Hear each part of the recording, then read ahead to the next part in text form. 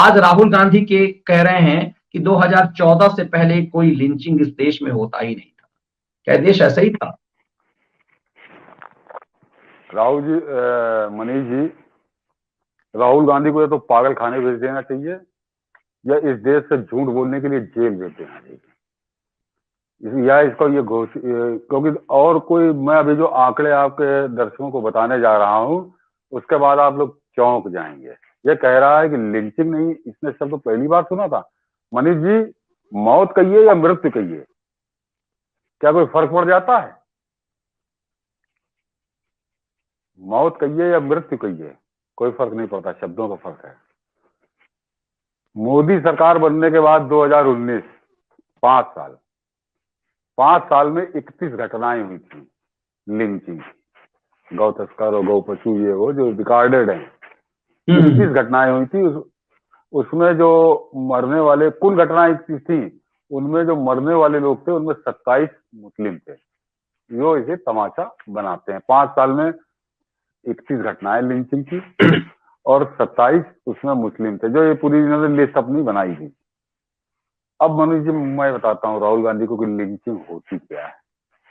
Manish ji, NCRB के data इस देश के, जो हर स्टेट अपने अपने स्टेट से भेजता है, उसमें कोई कुछ कर नहीं सकता। 2005 से 2014, 10 साल एनसीआरबी के डाटा देता है। आपके दर्शकों को कहूंगा डाउनलोड कर लीजिए, आपको एनसीआरबी ज्यादा हर 10 साल की करनी पड़ेगी, वो आंकड़ा मिल जाएगा। एनसीआरबी का डाटा ये कहता है मनीष जी कि उस 10 सालों के दौरान 1762 औरतों को लिंच करके मारा गया, 1762। तब उसमें एनसीआरबी के डाटे में लिंच मत ढूंढिएगा, उसमें ढूंढिएगा विच क्राफ्ट मर्डर, वो विच क्राफ्ट उसका नाम देते थे। और वो कौन लोग, ये विच क्राफ्ट क्या था, लिंचिंग क्या थी वो मनीष जी? आपको तो बिहार से संबंध है, तब तो झारखंड पहले बिहारी में था, तो आप बहुत कुछ परिचित होंगे। वो होता ना गांव में कुछ औरतें होती कि ये जादू टोना करती है, ये तंत्र मंत्र करती है, मिल करके उसको चुड़ैल कर देते हैं। तो उसको गांव, तो ऐसी औरतों को पकड़ के कि उन पे आरोप लगा दिया कि चुड़ैल है, तंत्र मंत्र करती है, जादू टोना करती है। ये रिकॉर्डेड, पुलिस रिकॉर्डेड है। 1762 औरतों को भीड़ ने पकड़ा और कुचल के, पत्थरों से, डंडों से, लाठियों से कुचल के वही एट दी स्पॉट मार दिया। 1762, ये लिंचिंग नहीं है क्या है ये? और वो जो औरतें मारी गई, ये एनसीआरबी का डाटा बोल रहा हूँ, अपने मन से नहीं बता रहा हूँ या किसी अखबार की खबर नहीं। 1762 औरतें, और वो सारी औरतें बेचारी या तो दलित थी या वो आदिवासी थी। ये खेल उन्हीं में चला। और सबसे खास बात 2013 जो आखिरी साल था यूपीए शासनकाल का, ये यूपीए शासनकाल के 10 साल में बता रहा हूँ, 1762 औरतों को भीड़ ने पकड़ा, ईंट गुम्मे पत्थर, मतलब निर्दयता पूर्वक राक्षसी ढंग से, कोई अदालत नहीं, कोई फैसला नहीं, वो जादू टोना करती थी नहीं करती थी, कोई इसका सबूत नहीं, उनको भीड़ ने पकड़ा और उसको मार दिया। ये 1762 हत्याएं, यानी 176 औरतें हर साल मारी जा रही थी। ये 5 साल के लिंचिंग में 31 घटनाएं, 5 साल की उसमें 31 घटनाओं पर इन्होंने हड़दंग मचा दिया, पूरे दुनिया में जाके थुकवा दिया। और ये 1762 घटनाएं, हर साल 176 औरतें, दलित और आदिवासी, वो लिंच की जा रही थी, मारी है। उसमें लिंचिंग नहीं, तुम उसको विच क्राफ्ट लिखते थे, विच जादू टोना करती वाले, विच क्राफ्ट मर्डर। तो और जो आखिरी 2013 का साल था मनीष जी, उसमें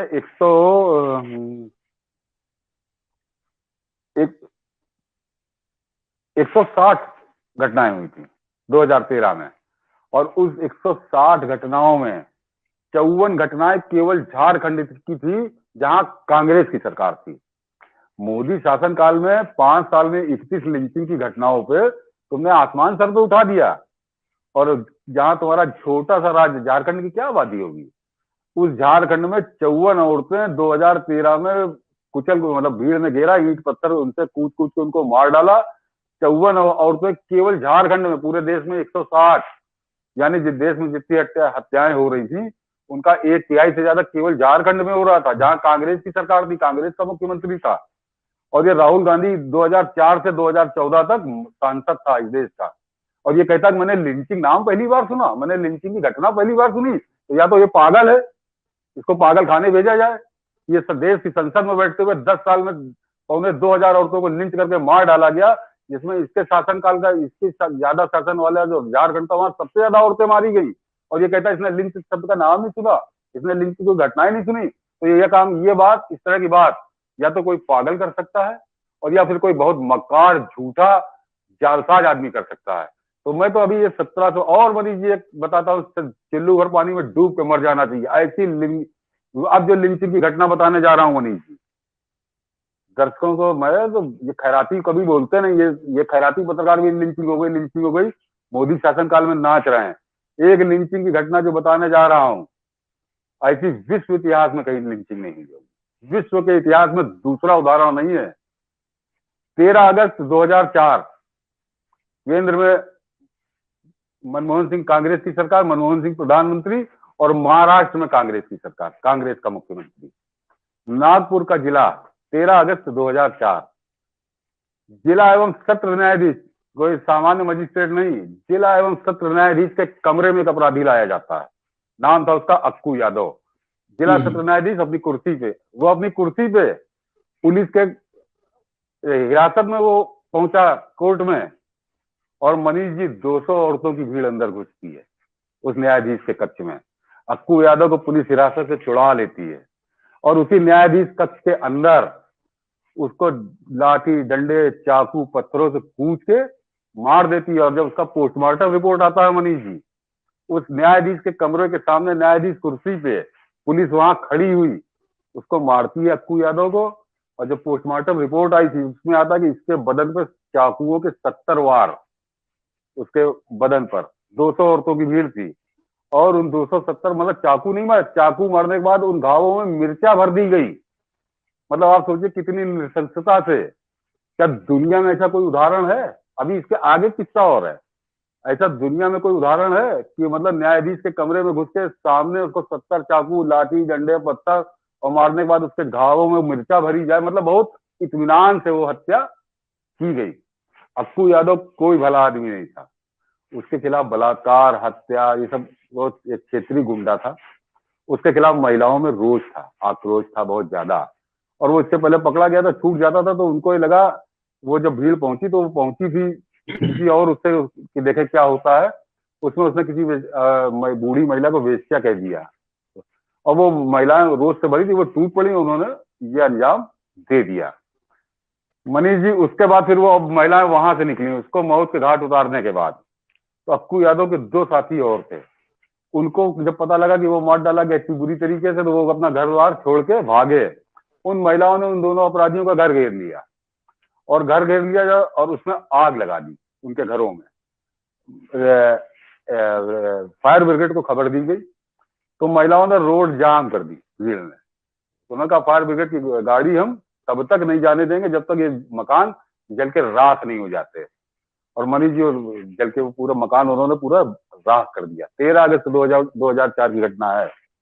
और उसके बाद ये घटनाएं तो हुई जो लिंचिंग, राहुल गांधी कहता है कि मैंने तो लिंचिंग की घटना नहीं सुनी। उनमें किसी औरत के खिलाफ कोई केस नहीं दर्ज हुआ। बाकायदे दूसरे दिन जुलूस निकाल के अक्कू यादव की हत्या का जश्न मनाया गया। इसके दुष्परिणाम क्या हुआ? जश्न मनाया गया, सारे को केस थाने से रफा दफा कर दिया गया, ना कोई पकड़ी गई, ना किसी पे मुकदमा हुआ। अक्कू यादव गुमनामी में उसकी मौत हो गई इस गुंडे की। उसके बाद उसका भतीजा था अमन यादव, वो जनवरी या जुलाई 2012, अक्कू यादव के मारे जाने के बाद 2012, 8 साल बाद, वो भी लोफर था। उसको औरतों ने मनीष जी रोड पे पकड़ा और रोड पे केवल पत्थरों से मार मार के उसकी जान ले ली। अमर यादव की हत्या में भी उस लिंचिंग में कोई नामजद नहीं हुआ, कोई केस नहीं चला और उन औरतों ने फिर एक विजय जुलूस निकाला उसी नागपुर में। तो ये लिंचिंग इस तरह के नृशंस, और भले वो बदमाश था, उसका फैसला तो कोर्ट करता जो भी था। तो ये जब राहुल गांधी कहता है ना कि मैंने तो लिंचिंग का नाम पहली बार सुना, तो मैं तब ये संसद में बैठता था देश की, ये लौंडा नहीं था कि 18 वर्ष 14 वर्ष का बालक था, इसको मालूम नहीं था। और ये मैंने अक्कू यादव और उसके भतीजे बताया। और दूसरे मैंने कहा कि हर साल 176 औरतें लिंच कर दी जाती थी और सबसे ज्यादा होती थी झारखंड में। और ये आदमी कह रहा है कि मुझको लिंचिंग का मतलब नहीं मालूम। मैं 1984 की बात नहीं कर रहा, 1984 में चलिए छोटा था, मान लिया। ये तो जब ये संसद में बैठता था, देश की संसद में, देश का नेता बनने की प्रैक्टिस कर रहा था, ये तब की घटना है, 2010 2004 से 2014। और ये जब ये कहता ना कि मुझे लिंचिंग का मतलब नहीं मालूम, तो फिर या देश की आंखों में धूल झोंकता। ये बहुत महत्वपूर्ण बात आपने बताया। मुझे लगता है एक एक फैक्ट जो है, एक एक फैक्ट ऐसे हैं जो देश की आंख खोलने वाला। अभी तो आपने सर 84 का बताया ही नहीं। 84 में जब इसके बाबूजी ने कहा था, 84 में जब इसके बाबूजी ने कहा था कि बड़ा पेड़ गिरता है तो बड़ा पेड़ गिरता है तो कुछ ऐसा ही होता है। इससे पहले मैं प्रशांत जी की बात कर रहा हूँ, रमेश पटेल जी कह रहे हैं कि सतीश जी को भाजपा का प्रवक्ता बना दे। भाई सतीश सर को पत्रकार ही रहने दीजिए। सतीश सर भाजपा के प्रवक्ता, कहता एक बेहतर पत्रकार के रूप में जो चीजें कह सकेंगे वो। अब भाजपा के लोगों को सतीश सर से सीखना चाहिए कि थोड़ा पढ़े लिखे, अध्ययन करें। हम तो इतना ही कहेंगे। एक पत्रकार का सम्मान, पत्रकार का कद, मुझे लगता है किसी पार्टी में जाने के बाद तो और कमतर हो जाता है। तो हम लोग कोई खैराती नहीं है कि किसी पार्टी के उस पर चला जाए। हम तो यही मैसेज देंगे कि सतीश सर से भाजपा के प्रवक्ताओं को सीखना चाहिए। यदि वो सीख ले रमेश भाई तो यही काफी है। तो मैं मनीष जी, बस मैं हाथ जोड़ के एक ही विनती करूंगा आपके दर्शकों से, जो लोग देख रहे हैं, कि इस तक को शेयर करिए। कोई नहीं जानता, बिल्कुल कहीं इनका इसका कहीं आपने, ये आपने जो चीज बताया है ये सच में है। और ये देखिए सर, मुझे लगता है कि अंधा कानून जो फिल्म आपको याद होगी अमिताभ बच्चन की, आपने जो कहानी सुनाई वो लगभग ऐसा लगता था कि ये प्रेरित अमिताभ बच्चन की उस फिल्म से। उस समय में इन सब चीजों को एक तरह से महिमा मंडन किया जाता था। ये सलीम जावेदों की जोड़ियों ने न सिर्फ सनातनी परंपरा का अपनी फिल्मों में अपमान किया, बल्कि इस तरह की चीजों का महिमा मंडन किया। और कहीं ना कहीं जनता इसी से प्रभावित थी और आज भी चीजें यही हो रही। बस हम लोगों की इतनी मदद करिए कि आप 84 के मामले को जरूर जोड़िए इस मामले में। और हम अपने व्यूअर्स से कहेंगे कि सतीश जी ने जो इतनी महत्वपूर्ण चीज बताई है, आप इसे कटिंग करके इसे शेयर कीजिए। और द व्यूज मीडिया पर मैं कोशिश करता हूं कि उसके हिस्से को दूं।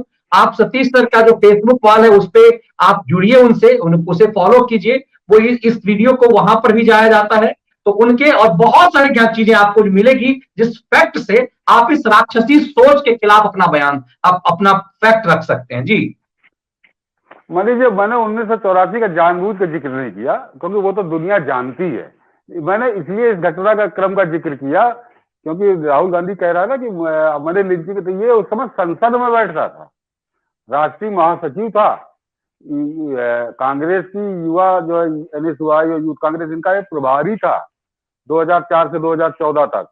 तो अब ये कैसे कह सकता है? चले 84 तो वह दुनिया जान गई, चलिए मान लिया कि तुम्हारे बाप के समय था, ये कैसे तुमको नहीं मालूम? और जो मैंने अभी अक्कू यादव वाला हत्याकांड, उससे तो पूरा देश थर्रा गया था कि डिस्ट्रिक्ट, मतलब आप तो मनीष जी क्योंकि आपने कोर्ट कवर किया है, डिस्ट्रिक्ट सेशन जज के कमरा में घुस के इस तरह करना, मेरे ख्याल से दुनिया के इतिहास में ऐसी कोई घटना नहीं मिलेगी आपको, घटना दुनिया के इतिहास। मुझे लगता है कि बहुत महत्वपूर्ण फैक्ट के साथ आपने इन तमाम चीजों को रखा है। और ये जरूरी है कि देश की जनता इसे समझे, इसलिए क्योंकि हम सब का उद्देश्य, जैसे रमेश जी ने कह दिया कि सतीश जी को बीजेपी का प्रवक्ता, ये बीजेपी को तय करना है कि ऐसे अपने प्रवक्ताओं से को यहाँ ट्रेनिंग देने के लिए भेजें। सतीश जी के पास ट्रेनिंग देने के लिए कम से कम वो भेज ही सकते हैं कि वो एकदम से अनगढ़ तरह जो बैठते हैं वो बिना पढ़े लिखे आप फैक्ट के साथ नहीं लड़ सकते। और पूरी जब इनकी पूरी खैराती टीम परसेप्शन क्रिएट करने में लगे हुए। अब देखिए किस तरह का परसेप्शन है कि जो योगी सरकार देश में सबसे बेहतर काम कर रही है, उसी के पीछे पूरी खैराती टीम लगी हुई है। और अखिलेश यादव का महिमा मंडन की भीड़ जुट रहा है, पता नहीं क्या क्या क्रिएट किया जा रहा है। इस षड्यंत्र की काट में यदि हम लोग कुछ कर सकें, मुझे लगता है कि यही एक बहुत महत्वपूर्ण चीज है। हम ये चाहेंगे कि आज जिस फैक्ट को सतीश जी ने रखा है, उसे आप इसे ज्यादा ज्यादा शेयर करें, ताकि सिस्टम तक ज्यादा लोगों तक पहुंच सके कि ये षड्यंत्र जो हो रहा है वो षड्यंत्र क्यों। जो भी आपको मंच है, व्हाट्सएप है, ट्विटर है, फेसबुक, अपनी फेसबुक, ट्विटर, व्हाट्सएप, इसको शेयर करिए। बिल्कुल बहुत आसान है। व्हाट्सएप के ग्रुप में आप शेयर कर सकते हैं और बहुत आसान है ये चीज, क्योंकि ये उद्देश्य यही होना चाहिए कि ज्यादा लोगों तक पहुंच सके। अब देखिए सर, ये अभी 2 दिन पहले ये चीजें आई कि कैसे 15 यूट्यूब चैनल जो हैं उसको बंद किया गया भारत के खिलाफ षड्यंत्र करने के लिए। और इस संघ प्रमुख के इस सुझाव पे या फिर इस रिपोर्ट पर, आईवी रिपोर्ट पे हुआ। इस देश में बहुत सारे ऐसे खैराती जो आजकल क्लियर हो चुके हैं, जो यूट्यूबर्स हो चुके हैं, जो सड़क पर नाच रहे हैं, जो संपादक जीवन में पैदाइशी संपादक रह के किसी कांग्रेसी नेता की पूंछ पकड़कर सीधे संपादक बन गए, और ये चिरकुटों की ऐसी टोली जहां सड़क छाप हो चुके हैं, ये सब यूट्यूब चैनल जिनके व्यूअरशिप यदि आप देखेंगे तो पाकिस्तान में इनके व्यूअरशिप ज्यादा है। आप इनको ज्यादातर यदि देखेंगे तो लाइक कमेंट्स इनको उधर से ज्यादा आते हैं, उर्दू में कमेंट्स उस तरह से। ये पहचानना जरूरी है कि आखिर उनके व्यूअरशिप क्यों बढ़ रहे हैं और क्यों ये लगातार भारत के खिलाफ जहर उगल रहे हैं। क्यों किसान आंदोलन में ये दूध मलाई चट करने जाते थे, ये समझना पड़ेगा कि किसान आंदोलन में इन्हें क्या मिल रहा था, कि क्यों ये रेगुलर वहां जाते थे और हताश हैं उस आंदोलन के बाद। मुझे लगता है कि इस पूरे फैक्ट में हम लोगों ने यही समझने की कोशिश की कि किसान आंदोलन खत्म होने का, तथाकथित किसान आंदोलन खत्म होने के बाद क्यों ये गुरुद्वारों में ये चीजें हुई, एक मानसिक रूप से विक्षिप्त व्यक्ति की हत्या कर दी इन लोगों ने, और पूरा ये लिबरल गैंग जो है चुप्पी लगाए हुए है। और क्यों इसके बाद इस तरह की लिंचिंग के बाद लुधियाना की अदालत में ब्लास्ट होता है, ये सब कुछ पंजाब में ही क्यों होता है, ये समझना बहुत जरूरी है।